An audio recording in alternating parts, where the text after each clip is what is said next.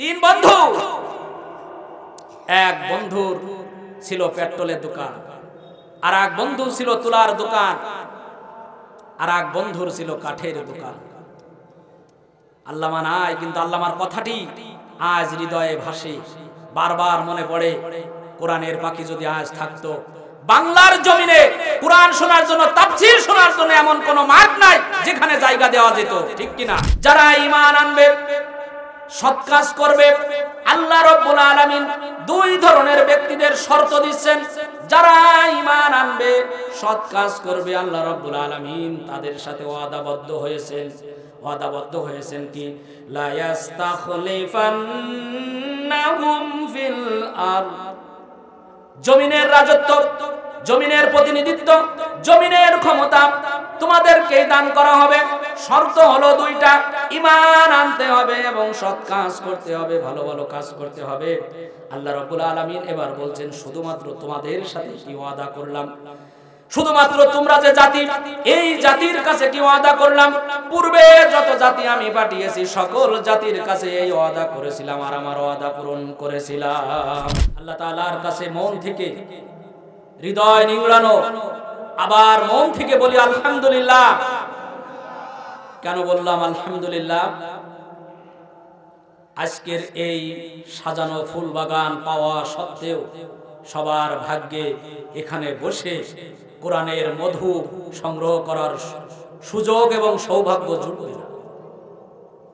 ইসলাম আবহমান কাল থেকে, ইসলামের সূচনা লগ্ন থেকে একজন, দুইজন, তিনজন, হাতে গোনা কিছু লোক দিয়ে ইসলামের প্রথম যে যুদ্ধ, বদর যুদ্ধে, সেখানে কি হাজার হাজার লক্ষ লক্ষ জনতা ছিল? কয়জন ছিল? কথা বলুন, কয়জন ছিল? 313 জন দিয়ে আল্লাহ রাব্বুল আলামিন পৃথিবীতে আল্লাহর নবী দিয়ে বিশ্ব যুদ্ধকে পরাস্ত করে বদর যুদ্ধে মুসলমানদের বিজয় দান করেছিলেন। জোরে বলুন সুবহানাল্লাহ। ইসলামের বিজয় আনতে গেলে বেশি সংখ্যক লোক প্রয়োজন হয় না, শুধুমাত্র দরকার মজবুত ঈমান এবং সৎ কাজ। আল্লাহর মদদ যদি এসে যায়, তাহলে নিঃসন্দেহে আল্লাহ রাব্বুল আলামিন পছন্দনীয় বান্দাদের কাছে বিজয় দান করে দিবেন। আমরা আবার বলি সুবহানাল্লাহ। সম্মানিত হাজিরিন, গত 24 তারিখ আমার গ্রামে তাফসীর মাহফিল ছিল। অভিজ্ঞতা থেকে বলছি, আমরা এই গ্রাম মিলে, এই মসজিদের মুসল্লি সবাই মিলে এই মাহফিলের আয়োজন করেছি। তার কিছুদিন আগে দেলোয়াবাটিতে মাহফিল হয়েছে, তার একটু পাশে এগিয়ে যান মাদ্রাসায়, জালদরা মাদ্রাসায় মাহফিল হয়েছে, হাজরাকাটি মাহফিল হয়েছে, ফতেহাবাদ মাহফিল হয়েছে। তারপরে আপনাদের এই জয়পুরে আরো অনেকগুলো মাহফিল হয়েছে। আপনারা যে জিনিসটা বলছেন এবং বুঝতেছেন, উপলব্ধি করছেন, মানুষ কেন হচ্ছে না, মানুষ কেন আসছে না? আগে 3-4 গ্রাম মিলে মাহফিল হতো, এখন এক গ্রামের মানুষ আর এক গ্রামে মাহফিল শুনতে যেতে চায় না। তারা তাদের জন্য আয়োজন করে, তারা শুনে সেখানে ক্ষান্ত হয়।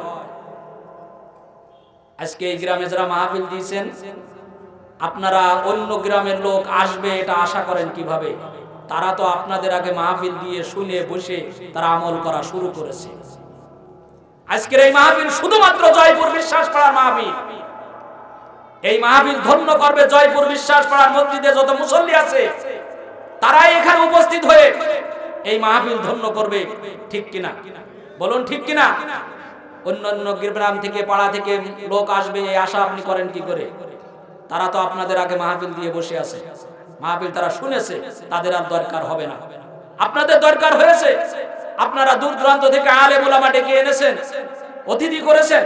আজকের এই মাহফিল আপনাদের শোনার কথা, আপনারাই শুনছেন না।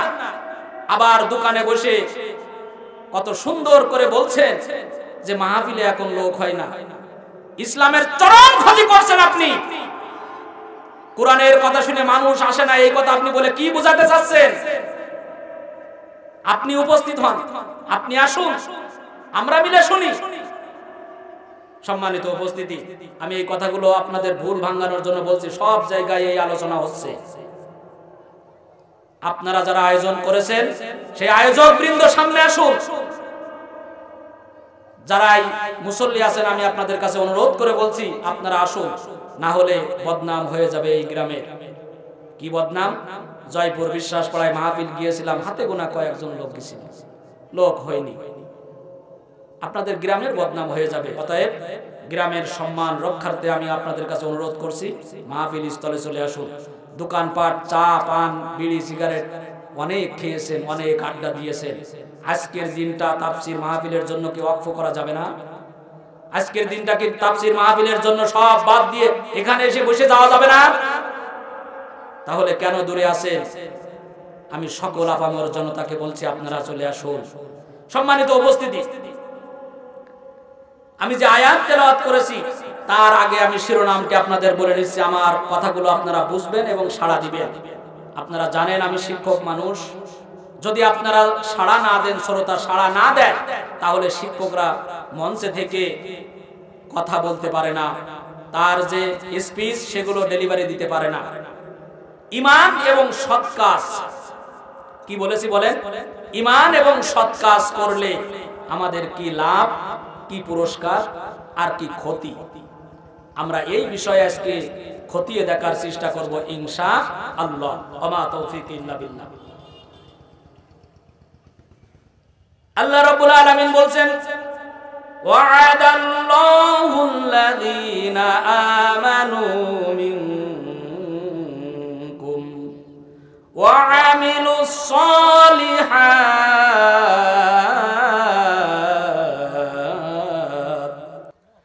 যারা ঈমান আনবে, সৎ কাজ করবে, আল্লাহ রাব্বুল আলামিন দুই ধরনের ব্যক্তিদের শর্ত দিচ্ছেন।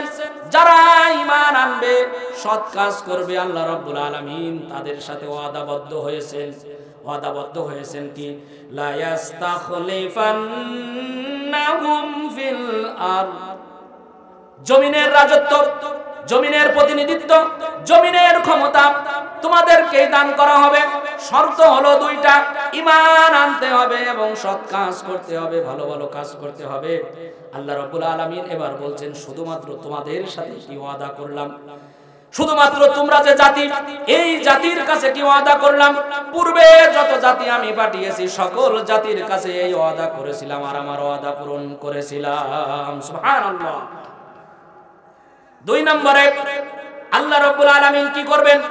ঈমান যদি আনি, সৎ কাজ যদি করি, ওয়ালা ইউমাক্কিনান্না লাহুম দীনাহুমুল্লাযী ইরতাদালাহুম, আল্লাহ রাব্বুল আলামিন ওই জমিনে, ওই দেশে, ওই সমাজে ইসলামটাকে এত মজবুত করে দিবেন, ইসলামটাকে রাজকীয় শক্তি হিসাবে দাঁড় করাবেন, ইসলামটাকে বিজয়ী হিসাবে দাঁড় করাবেন।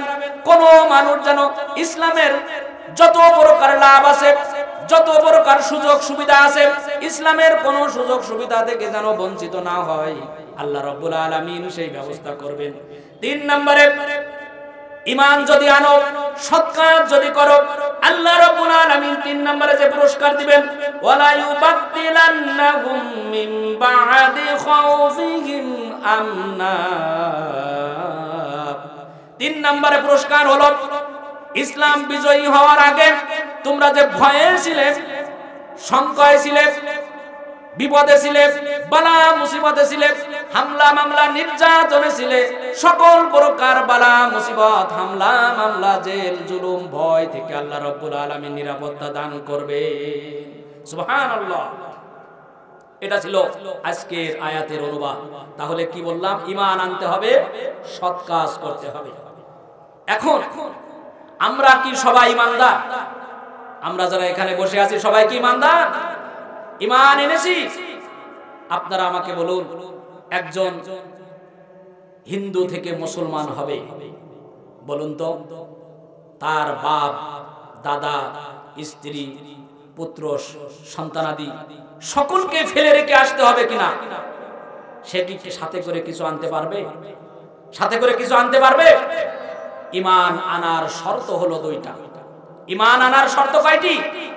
ঈমান আনার শর্ত কয়টি? আমাদের ঈমান কেমন আছে আমরা একটু যাচাই বাছাই করে নিই। আমাদের ঈমান কেমন আছে আমরা যাচাই বাছাই করে নিই। ঈমান আনার শর্ত হলো দুইটি। আল্লাহ রাব্বুল আলামিন বলছেন, ফামান ইয়াকফুর বিত্তাগুত ওয়া ইউমিন বিল্লাহ। ঈমান আনার শর্ত হলো দুইটি।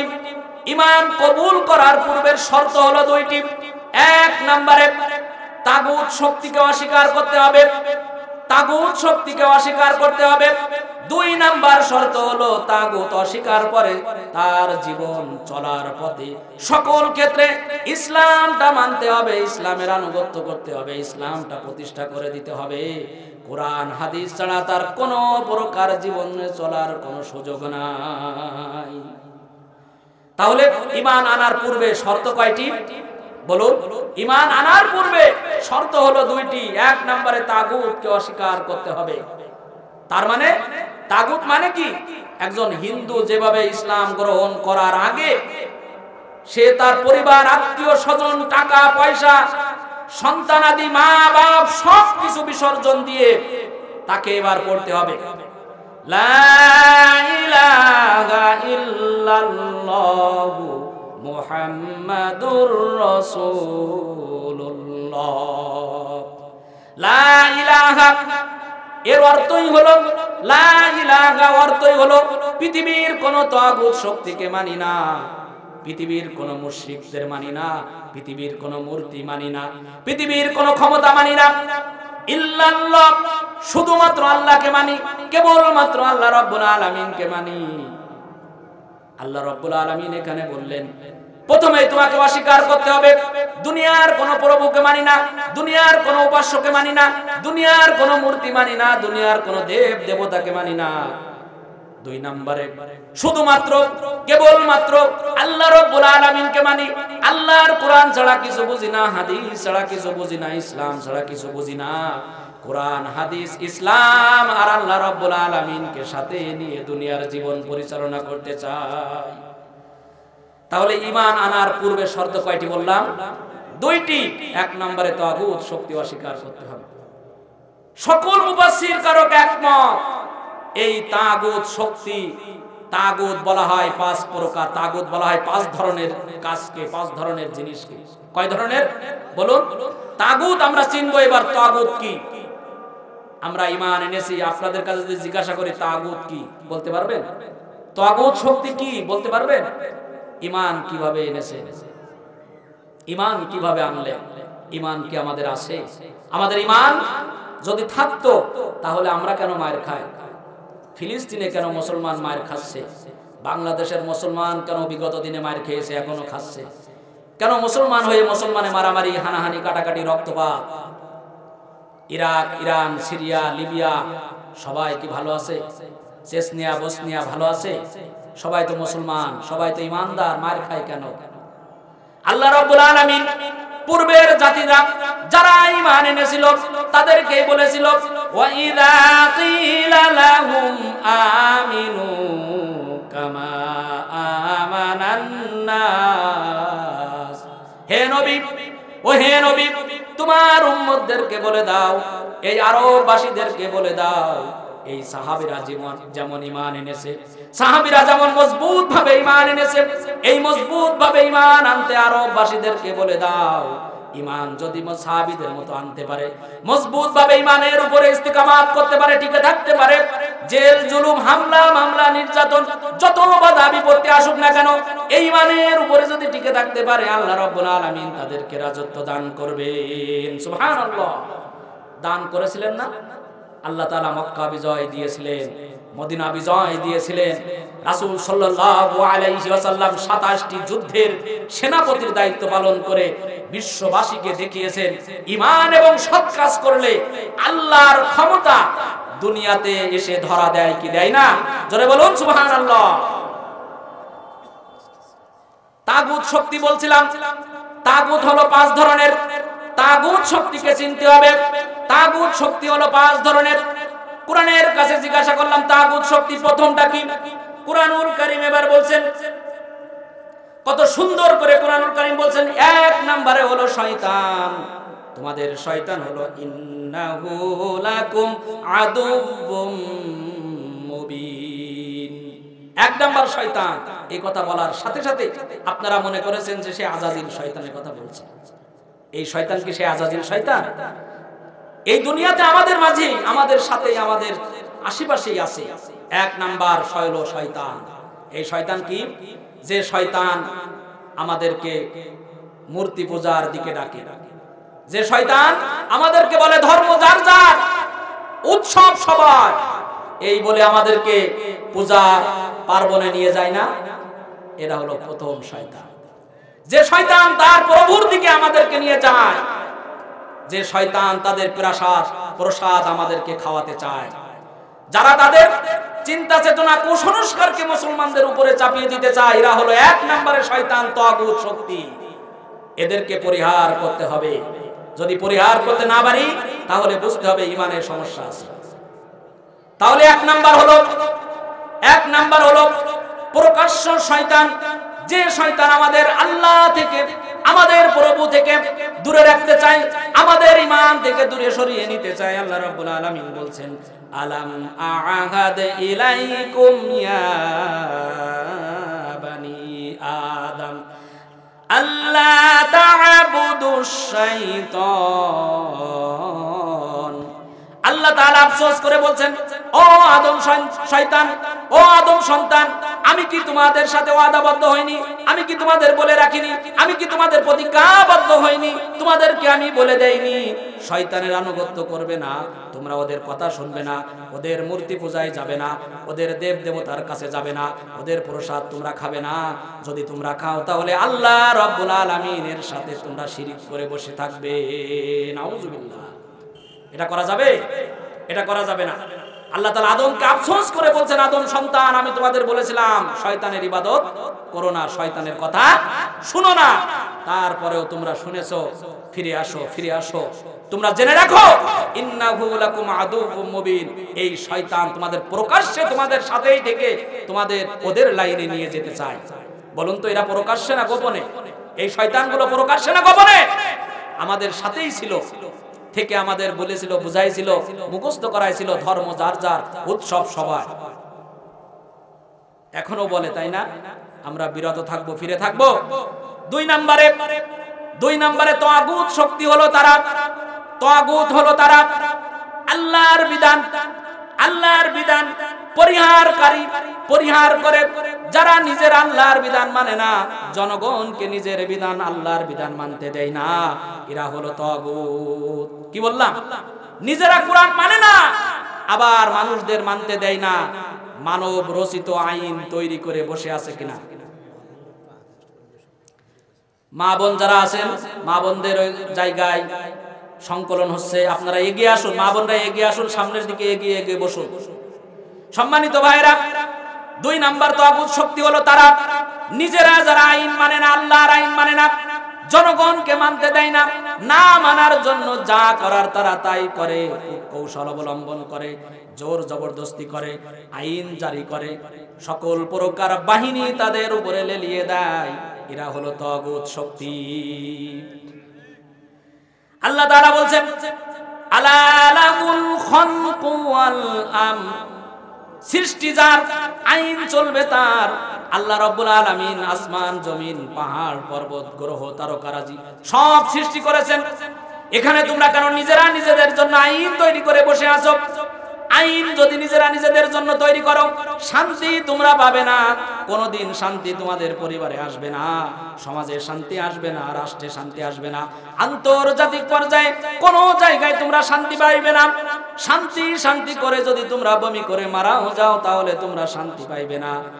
আল্লাহ রাব্বুল আলামিন বলছেন, ইনিল হুকমু ইল্লা লিল্লাহ। বিধান দেওয়ার মালিক যে আল্লাহ সৃষ্টি করেছেন, সেই আল্লাহই আমাদের জন্য বিধান দিয়েছেন, সেই আল্লাহ আমাদের চেয়ে ভালো বোঝেন, সেই আল্লাহ আমাদের কোনটা করতে হবে কোনটা না করতে হবে, কোনটা করলে ভালো হবে কোনটা করলে মন্দ হবে, কোনটা করলে সুখ পাবো কোনটা করলে অশান্তিতে থাকবো, কোনটা করলে আমরা দুনিয়াতে বিজয়ী বেশে আমরা থাকতে পারবো, কোনটা করলে ভয় ভীতি কোনো কিছুই থাকবে না। আল্লাহ রাব্বুল আলামিন বলেছেন ইনিল হুকমু ইল্লা লিল্লাহ। এই পৃথিবীতে বিধান দেওয়ার ক্ষেত্রে কেবলমাত্র শুধুমাত্র আল্লাহ তাআলার কাছে তোমরা ফিরে আসো। সুবহানাল্লাহ। আমাদের বিধান দেওয়ার মালিক কে? তাই আমরা বলি আল্লাহর আইন চাই, সৎ লোকের শাসন চাই। কি বলি? আল্লাহর আইন চাই, সৎ লোকের শাসন চাই। আপনারা আমাকে বলুন, আমেরিকা, রাশিয়া, কানাডা, ভারত, যত অমুসলিম দেশ আছে, চীন, এরা শান্তি শান্তি করে কে পৃথিবীতে শান্তি দিতে পেরেছে? আপনারা আমাকে বলুন। এই পৃথিবীর দাঁড়ে দাঁড়ে তারা গণতন্ত্র নিয়ে ঘুরেছে, সেকুলারিজম নিয়ে ঘুরেছে, ন্যাশনালিজম নিয়ে ঘুরেছে, ক্যাপিটালিজম নিয়ে ঘুরেছে, পুঁজিবাদ নিয়ে, সমাজতন্ত্র নিয়ে, ধর্মনিরপেক্ষ নিয়ে তারা ঘুরেছে। আর মানুষকে পোষানি দিতে চেয়েছে, মানুষকে ধার দিতে চেয়েছে, কর্জ দিতে চেয়েছে। তোমরা কর্জ নাও, শান্তিতে থাকবে। আমার মনে পড়ে কোরআনের পাখি আল্লামা সাঈদীর সেই কথা মনে পড়ে। আল্লামা সাঈদী প্রায় বলতেন, এই পৃথিবীতে গণতন্ত্র গণতন্ত্র করে আমেরিকা সারা পৃথিবীর মানুষকে দমিয়ে রাখার চেষ্টা করেছে, রাশিয়া করেছে, লন্ডন করেছে, চীন করেছে, ভারত করেছে। একজনরা ছিল তিন বন্ধু। কয়জন? তিন বন্ধু। এক বন্ধুর ছিল পেট্রোলের দোকান, আর এক বন্ধু ছিল তুলার দোকান, আর এক বন্ধুর ছিল কাঠের দোকান। আল্লামা নাই, কিন্তু আল্লামার কথাটি আজ হৃদয়ে ভাসে, বারবার মনে পড়ে। কোরআনের পাখি যদি আজ থাকতো, বাংলার জমিনে কোরআন শোনার জন্য, তাফসীর শোনার জন্য এমন কোন মাঠ নাই যেখানে জায়গা দেওয়া যেত, ঠিক কিনা? আল্লামা বলেছেন, তিন বন্ধুর ভিতরে একজনের বাড়িতে আগুন লেগেছে। কি লেগেছে? আগুন লেগেছে, দাউ দাউ করে জ্বলছে। চিৎকার করে, হাউমাউ করে চিৎকার করছে আর বলছে, তোরা কে কোথায় আছিস? তোমরা আমাকে বাঁচাও, বাঁচাও, বাঁচাও। দূর থেকে যে বন্ধুর ছিল পেট্রোলের দোকান, সে চিন্তা করলো এই বন্ধুর বিপদে এই পেট্রোল নিয়ে যে ঢেলে দেওয়া ছাড়া উপকার আমার আর করার কিছু না। সে তার বন্ধুর আগুনের ভিতরে যে পেট্রোল ঢেলে দিল। বলুন তো, এই আগুন থেমে যাবে না? আর এক বন্ধুর ছিল কাঠের দোকান, সে তার বন্ধুর আহ্বানে চিন্তা করলো, আমার বন্ধু ডাকছে, বন্ধুর ডাকে সাড়া যদি না দিই মানুষ বলবে বেঈমান। আমি আমার কাঠগুলো নিয়ে যে বন্ধুর আগুনে ঢেলে দিই। বন্ধুর সেই আগুনে যে কাঠগুলো ঢেলে দিল। আপনারা আমাকে বলুন, বন্ধুর বাড়ির আগুন সব থেমে যাবে না, নিভে যাবে না? আর এক বন্ধুর ছিল তুলার দোকান, সে চিন্তা করলো, দুই বন্ধু যার যা পেরেছে তাই নিয়ে উপকার করেছে, আমি আমার তুলো নিয়ে দৌড়ে যাই, না হলে মানুষ বলবে কি। সে তার তুলা নিয়ে যে আগুনে ঢেলে দিল। আপনারা আমাকে বলুন, এই তিন বন্ধু যা করেছে, তারা সবাই কি চেয়েছিল যে বন্ধুর বাড়ি পুড়িয়ে আরো ছারখার হয়ে যাক? সবাই চেয়েছিল শান্তিতে আমার বন্ধুর বাড়ির আগুন থেমে যাক, নিভে যাক। কিন্তু আগুন কি থামবে? আগুন কি থেমেছে? এই পৃথিবীতে কোরআন বাদে, ইসলাম বাদে শান্তি খোঁজার জন্য সব রাষ্ট্র চেষ্টা করেছে, কোন রাষ্ট্র কোন জনগণকে শান্তি দিতে পারেনি, আর কিয়ামত পর্যন্ত পারবে না। এটাই সত্য কিনা?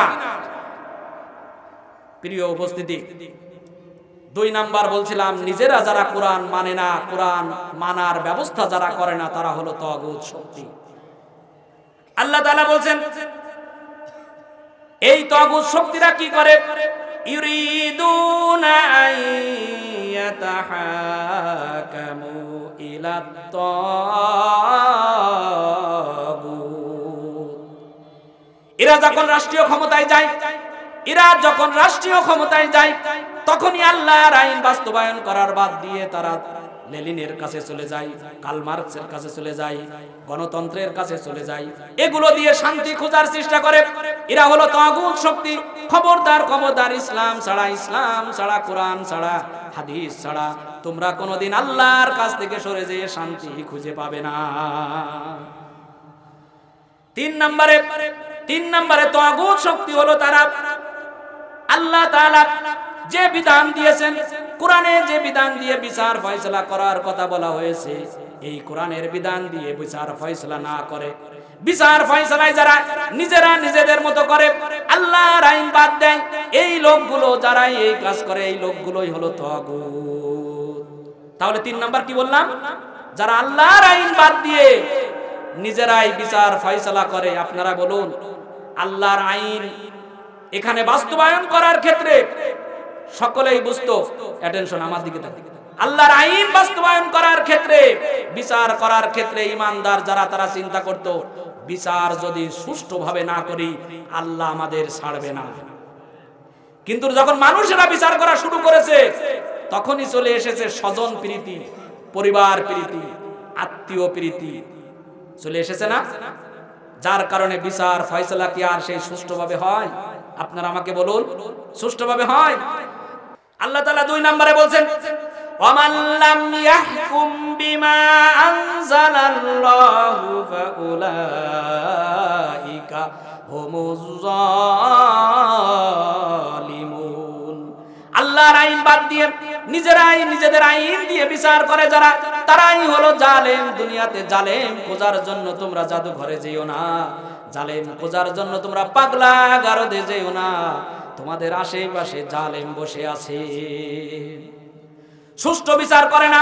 পরিবারে যখন বাবার কাছে বিচার দেওয়া হয়, বাবা এক পেশে বিচার করে, 2 ছেলেকে সুষ্ঠু বিচার করে না, ওই বাবা হলো জালেম। সমাজের ভিতরে সমাজপতি যারা যদি কোনো পক্ষ অবলম্বন করে, অন্যায় ভাবে কোনো পক্ষ নেয়, কোরআন দিয়ে বিচার করলো না, ওরা হলো জালেম। রাষ্ট্রে যদি আল্লাহর আইন বাদ দিয়ে সুষ্ঠু বিচার না করে, নিজেরা নিজেদের মতো বিচার করে, ওরা হলো জালেম। আমরা বারবার জালেম খোঁজার জন্য যেখানে সেখানে ছুটাছুটি করি, আমাদের আশেপাশে জালেম হয়ে বসে আছে। আল্লাহ রাব্বুল আলামিন তোমার কাছে অনুরোধ করে বলি, দোয়া করি, আমাদের সকলকে তোমার বিচার ফয়সালা কোরআন হাদিসের কাছে ফিরে আসার তৌফিক দান করুন। আমরা বলি আমিন। আল্লাহ তাআলা বলছেন, এবার শোনো, ওয়ামান লাম ইয়াহকুম বিমা আনজালাল্লাহু ফাউলাইকা হুমুল ফাসিকুন। আল্লাহর আইন বাদ দিয়ে নিজেরাই নিজেদের তৈরি করা আইন দিয়ে যারাই বিচার ফয়সালা করে, তারাই বড়ই স্বৈরাচার, অত্যাচারী, তারাই অপরাধকারী, তারাই নিজেরা নিজেদের সাথে গুমরাহি করে অন্যায়ের পথে চলে গিয়েছে, অন্যায়কারী। আল্লাহ তাআলার আয়াত, আল্লাহ রাব্বুল আলামিনের কোরআন দিয়ে যদি বিচার ফয়সালা না করি, 1 নম্বরে কাফের হয়ে যাব, 2 নম্বরে জালেম হয়ে যাব, 3 নম্বরে ফাসিক হয়ে যাব, অন্যায়কারী আমরা হয়ে যাব। আল্লাহ রাব্বুল আলামিন তোমার বিচার ফয়সালার কাছে, কোরআন হাদিসের বিচার ফয়সালার কাছে আমাদের মন মানসিকতা দান করে দাও। আমরা বলি আমিন। 4 নম্বরে তাগুত শক্তি হলো তারা যারা দাবি করে আমরা গায়েব জানি, অদৃশ্যের কোনো বিষয় জানি।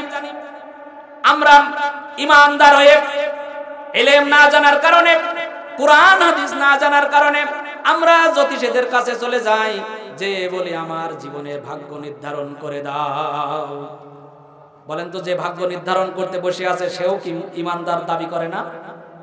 ওই লোক হলো তাগুত। সে আন্দাজে বলে দেয়, অনুমান করে বলে দেয়, তোমার জীবনে দেখতে পাচ্ছি শনি আছে, বিপদ আছে, ওখান থেকে ফিরে এসে আল্লাহকে গালি দেয় কিনা? দেয় না? দেয় না? ওখান থেকে ফিরে এসে এই দুনিয়ার সবার ভাগ্য ভালো, আল্লাহ তুমি কি আমার ভাগ্যে এটা লিখলে না, আমার ভাগ্যে কেন খারাপ লিখলে? আল্লাহকে গালি দিল কার জন্য বলেন আপনারা? ওই জ্যোতিষের জন্য, যারা এই ভাগ্য নির্ধারণ করে দিল। এই জন্য সম্মানিত হাজিরিন, আল্লাহ রাব্বুল আলামিন একমাত্র কেবলমাত্র ভবিষ্যৎ জানেন, আল্লাহর রাসূলও ভবিষ্যৎ জানতেন না। আল্লাহ রাব্বুল আলামিন ছাড়া পৃথিবীতে গায়েব আর কেউ জানে না। আমরা ভাগ্য গণনাকারীর কাছে যাব না, আমরা কোন দরবেশের কাছে যাব না, আমরা কোন মোজালা মদখোর গাঁজাখোরের কাছে যাব না। আমরা আমাদের বিধাতার কাছে, বিধানদাতা যিনি আল্লাহ রাব্বুল আলামিন, তার কাছে এসে জীবনের বালা মুসিবত বিপদ আপদ যেটাই পড়ি না কেন সব কথাগুলো তার কাছে বলে দিব। আল্লাহ তাআলা বলছেন, ওয়া ইনদাহু মাফাতিহুল গায়বি লা ইয়ালামুহা ইল্লাহু। আল্লাহ রাব্বুল আলামিন বলেন গায়েবের চাবিকাঠি, গায়েবের বিষয়ে আল্লাহ ছাড়া আর কেউ জানে না। তোমরা যদি কাউকে মনে করো গায়েবের কোনো বিষয় আল্লাহ ছাড়া অন্য কেউ জানে, তাহলে তোমরা জেনে নাও, শুনে নাও, তোমরা মুশরিক হয়ে যাবে। নাউজুবিল্লাহ। আমরা কি মুশরিক হতে চাই? আল্লাহ রাব্বুল আলামিন বলছেন গায়েব আর কেউ জানে, কেউ অদৃশ্য শক্তি আছে এটা মনে করা যাবে না। কেউ আপনার রিজিক দিতে পারে এটা মনে করা যাবে না। কেউ আপনার জীবন শেষ করে দিতে পারে এটা মনে করা যাবে না।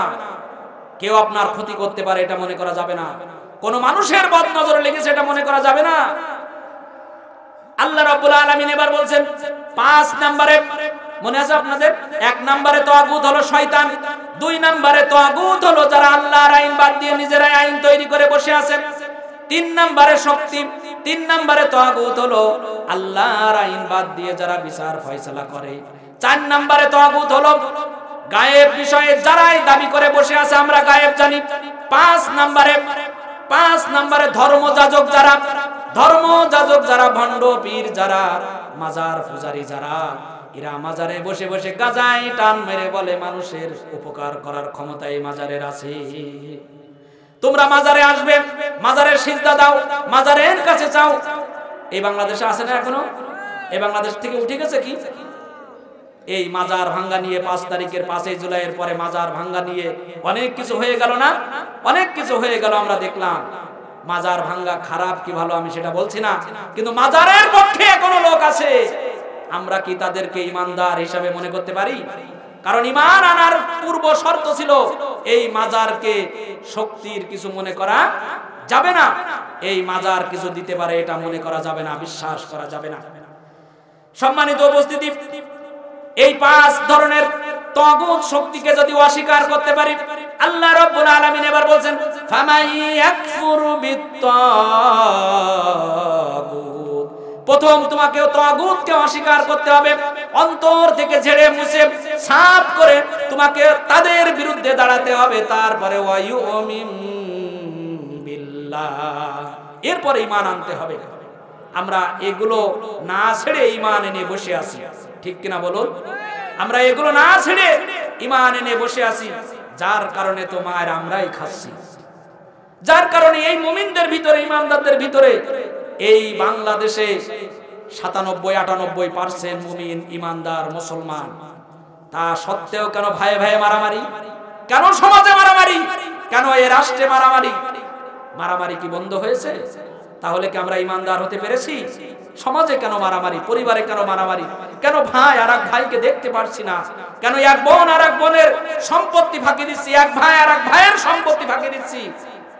আমরা কেমন ঈমানদার বাপ, আমরা আমাদের স্ত্রীদের মোহর পর্যন্ত শোধ করছি না। সম্মানিত হাজিরিন, এই 5 ধরনের তাগুতকে অস্বীকার যদি আমরা না করি, তাহলে আমরা ঈমানদার হতে পারবো না। এরপরে আসুন, আমাদের এই সমাজে আরো কিছু প্রচলিত শিরক আছে যেগুলো মাজার থেকে এসেছে। এই মাজারের দরবেশ যারা, তাদের মোষ কত বড়, মদ খায়, গাঁজা খায়, তারা ওখানে থেকে শরীরের উত্তেজিত ভাব করে তারা বলে নামাজ রোজা লাগবে না। কিসের নামাজ, কিসের রোজা? আমার দেহটাই তো আল্লাহ। এই কথাগুলো বলে কিনা? বলে। এই জন্য তাদের থেকে যে কথাগুলো এসেছে, সেখানে যাওয়ার পরে কিতাবের কোনো জ্ঞান নাই, কোরআনের কোনো জ্ঞান নাই। এই লোকগুলো বলে, আমাদের সমাজেও কিছু লোক আছে বলে, খেয়াল করবেন, এই কথা বলতে নেই, বলে না? সে জানে না কিছু, তারপরেও বলে ওই ধরনের কথা বলতে নেই। আরে ভাই, ওটা কোরআনে আছে না হাদিস আছে? বলো আমাকে, তোমার কথা কেন মানবো? আমাদের সমাজে যে প্রচলিত শিরক, আমাদের সমাজে প্রচলিত শিরকের ভিতরে কিছু শিরকের কথা আমি আপনাদের বলে যাই। 1 নাম্বার শিরক হলো কাঠঠুকরা পাখি ডাকলে অতিথি আসবে, বলে না? এটা শিরক, মনে রাখবেন।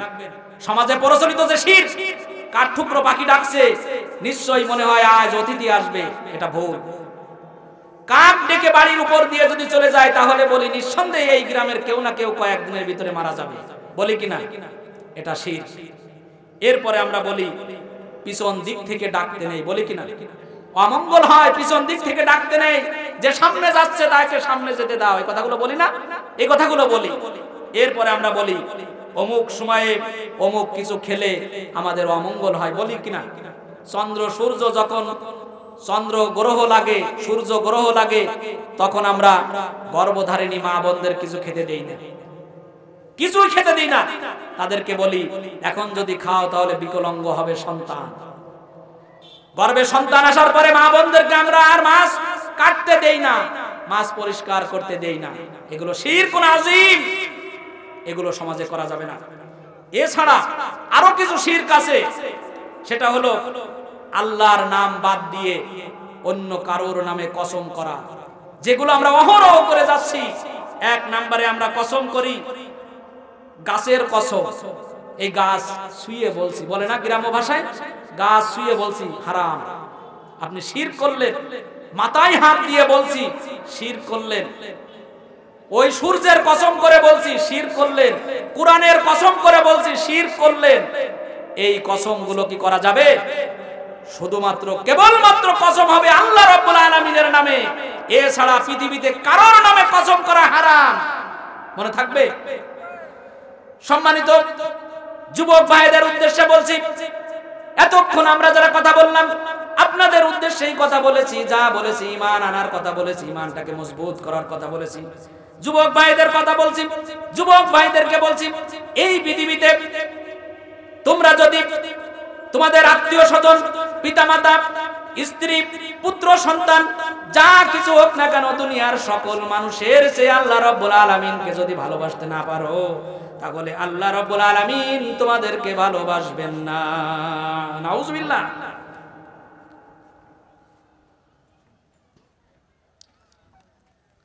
আমাদের সকলের শ্রদ্ধাভাজন ভাই, বাংলাদেশ জামাত ইসলামের আমির, মনিরামপুর শাখার নির্যাতিত নেতা, তাই না?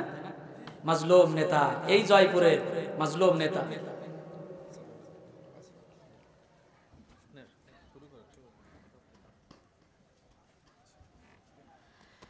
সম্মানিত যুবক ভাইরা, আল্লাহ রাব্বুল আলামিন তোমাদের উদ্দেশ্যে বলছেন, কুল ইন কানা আবাউকুম ওয়া আবনাউকুম ওয়া ইখওয়ানুকুম ওয়া আজওয়াজুকুম ওয়া আশীরাতুকুম ওয়া আমওয়ালুন ইকতারাফতুমুহা ওয়া তিজারাতুন তাখশাউনা কাসাদাহা ওয়া মাসাকিনু তারদাউনাহা আহাব্বা ইলাইকুম মিনাল্লাহি ওয়া রাসূলিহি ওয়া জিহাদিন ফি সাবিলিহি ফাতারাব্বাসু হাত্তা ইয়াতিয়াল্লাহু বিআমরি।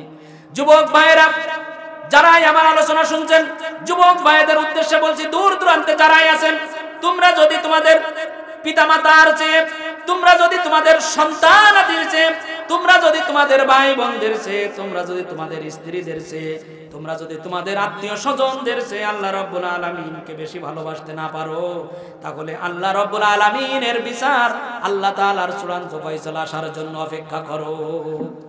আল্লাহ রাব্বুল আলামিন তোমাদের গজব নাজিল করবে, অশান্তিতে রাখবে। দুনিয়াতে তোমরা অশান্তিতে থাকবে, দুনিয়ায় শান্তি পাবে না। তোমরা যা করো না কেন, লেখাপড়ায় শান্তি পাবে না, লেখাপড়ায় সাফল্য পাবে না। তোমরা ব্যবসা বাণিজ্য করবে, ব্যবসা বাণিজ্য সাফল্য পাবে না। ব্যবসা বাণিজ্য, সন্তান আদি, সংসার, ধর্ম, যেখানেই যাও না কেন সুখ পাবে না, শান্তি পাবে না। কারণ হলো আল্লাহ রাব্বুল আলামিনকে তোমরা একনিষ্ঠভাবে ভালোবাসতে পারো না। সম্মানিত হাজিরিন, আমি আপনাদের বলছিলাম ঈমান এবং সৎ কাজ করলে আমাদের লাভ কি, পুরস্কার কি, মনে আছে আপনাদের? এতক্ষণ যাবত আপনাদের বললাম ঈমান আনতে হবে, তার জন্য 5টা জিনিসকে বাদ দিতে হবে, তাগুত শক্তিকে বাদ দিতে হবে। তাহলে আমরা ঈমান এনেছি। ঈমান আনার পরে আমাদের সৎ কাজ করতে হবে। আমি দ্রুত বলে যাচ্ছি, আমাদের সৎ কাজগুলো, সমাজে আমরা যে কাজগুলো করি, সৎ কাজ, ভালো ভালো কাজ, ভালো ভালো আমল, আমরা সদা সর্বদা অন্যের জন্য দোয়া করব। কি করব বলুন? অন্যের জন্য দোয়া করব, কোন সময় কারোর অমঙ্গল চাইবো না। এটা হলো আমাদের সাদাকা হিসাবে আমলনামায় লেখা হবে, সৎ কাজ।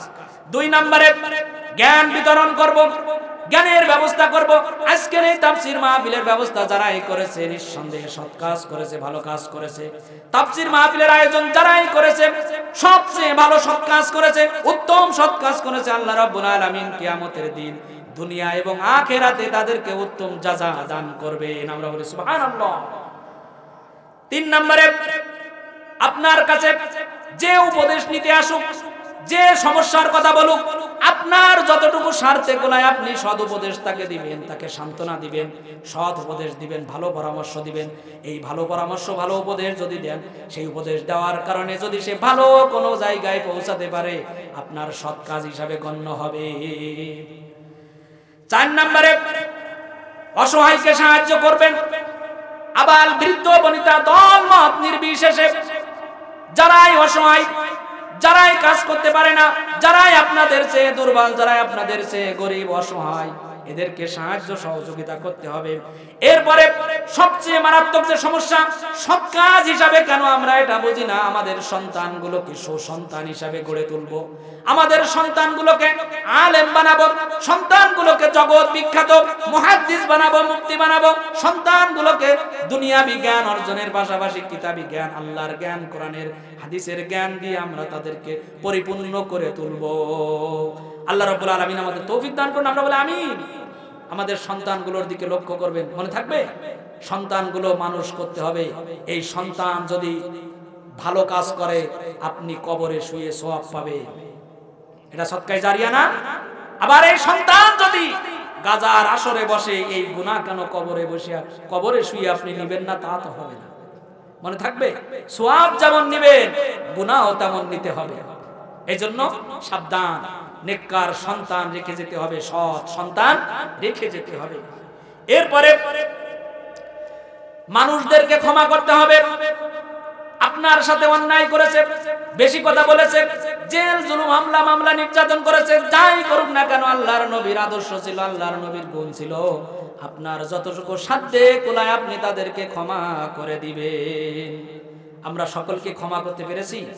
আমাদের সমাজে তারা যে অন্যায় করেছিল বিগত 15 বছর, তাদের নাম নিলে আবার লোম কাটা যায় কিনা আল্লাহ জানে। তারা এখন দরবেশ সেজে বসে আছে, বলছে আমাদের অপরাধটা, বলছে না? বলেন, চায়ে টান দিচ্ছে আর পাশে বসে বলছে আমরা কি অপরাধ করেছি।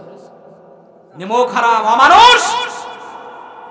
হাজার বার অপরাধ করার পরেও নিরপরাধ আলেমগুলোকে ঘর দেখিয়ে দিয়ে, ধরা খাওয়ায়ে, পুলিশ দিয়ে নির্যাতন করে, টাকা আদায় করে, জেল জুলুম দিয়ে, মিথ্যা সাক্ষী দিয়ে তাদেরকে ফাঁসির মঞ্চে চড়িয়েছে। এরপরেও বলছে আমাদের অপরাধ।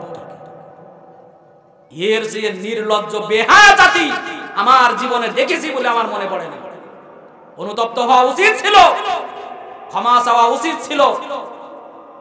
যারা করেছে তারা তো এই সমাজের মানুষ, এই গ্রামের মানুষ, পাড়া প্রতিবেশী। জীবনে আমার কথা বলি, আমি চ্যালেঞ্জ করে গেলাম, 1 সেকেন্ডের জন্য আমার জীবনে কোনো মেয়ের সাথে কথা বলিনি। চ্যালেঞ্জ। কোন অপরাধে আমাকে ধরা হলো বলুন আপনারা?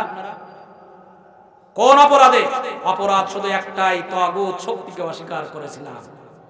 অপরাধ শুধু একটাই, আমরা শুধু বলেছিলাম এই কোরআন হাদিস দিয়ে আইন চলবে, দেশ চলবে, তাছাড়া তোমরা যা করছো সব জালেমের কাজ করছো। অপরাধ শুধু এইটুকু ছিল। সম্মানিত হাজিরিন, আমি আপনাদের বলছিলাম সৎ কাজগুলো কি কি। স্ত্রীর সাথে উদার ব্যবহার করতে হবে, স্ত্রীর সাথে ভালো ব্যবহার করতে হবে, স্ত্রীকে ধমক দেওয়া যাবে না, স্ত্রীকে মারা যাবে না, স্ত্রীর সাথে খারাপ আচরণ করা যাবে না। স্ত্রীর ভিতরে সবচেয়ে উত্তম কাজ হলো বিবাহ শাদী করার পরে, স্বামী স্ত্রীর বিবাহ শাদী করার পরে উত্তম কাজ, সৎ কাজ, ভালো কাজ, প্রথম কাজ যেটা, সেটা হলো আপনাকে নিজ হাত দিয়ে স্ত্রীর মোহর পরিশোধ করতে হবে। এটাই হলো দুনিয়াতে সবচেয়ে সৎ কাজ। স্ত্রীকে মারা যাবে না, স্ত্রীকে ধমক দেওয়া যাবে না, স্ত্রীর সাথে কটু কথা বলা যাবে না। স্ত্রীর সাথে যত মহব্বত করবেন, আল্লাহর রাসূলের সাথে আপনার চরিত্র মিলে যাবে, নিঃসন্দেহে সৎ কাজ হিসাবে গণ্য হবে। সুবহানাল্লাহ। সম্মানিত হাজিরিন, আমার নির্ধারিত সময় ফুরিয়ে আসছে। আমি দ্রুত সময়ে আপনাদের এতক্ষণ যে কথাগুলো বলেছি মনে থাকবে? ঈমান এবং সৎ কাজ। ঈমান আমরা এনেছি, আমরা এবার সৎ কাজ করব। এই সমাজ পরিবর্তন করার জন্য কাজ করব, পরিবার পরিবর্তন করার জন্য কাজ করব, দেশটা পরিবর্তন করার জন্য এবার কাজ করব। করব কিনা? সকলে আমার সাথে রাজি আছেন? 2 হাত তুলে দেখিয়ে দিন, 2 হাত তুলে দেখিয়ে দিন।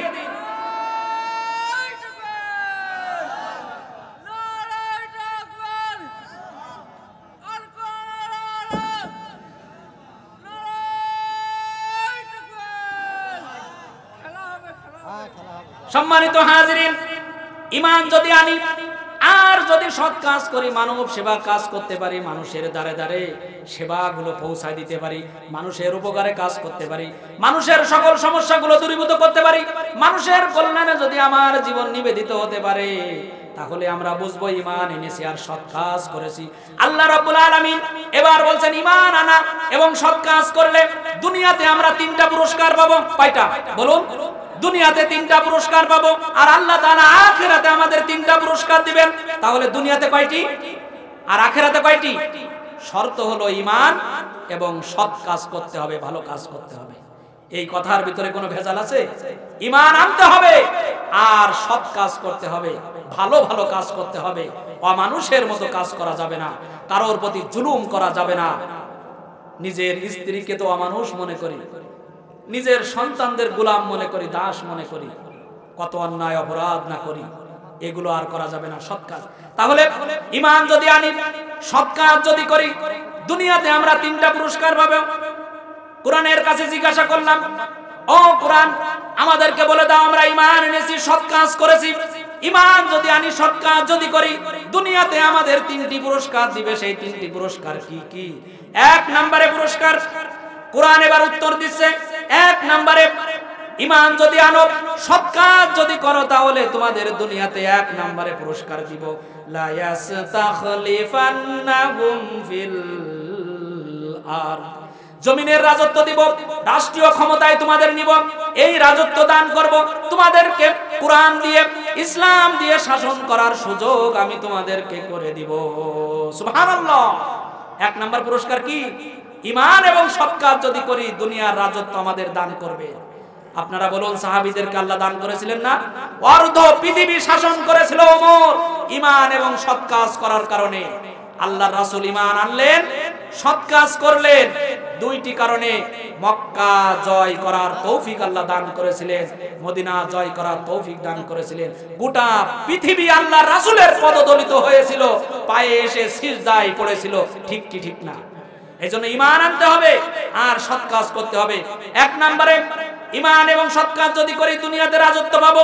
2 নম্বরে আল্লাহ তাআলা বলছেন, শুধুমাত্র রাজত্ব দিব না, আল্লাহ তাআলা তার যে জীবন ব্যবস্থা পছন্দনীয়, ধর্ম পছন্দনীয় ইসলাম, আল্লাহ তাআলা সেখানে সেই দেশে সেই রাজত্বে এমন শক্তভাবে মজবুত ভাবে দিয়ে দিবেন, যেখানে কোনো ভয় থাকবে না, মারামারি থাকবে না, হানাহানি থাকবে না, কাটাকাটি থাকবে না, রক্তপাত থাকবে না, জেল জুলুম, হামলা মামলা, কেউ কারোর প্রতি জুলুম করবে না।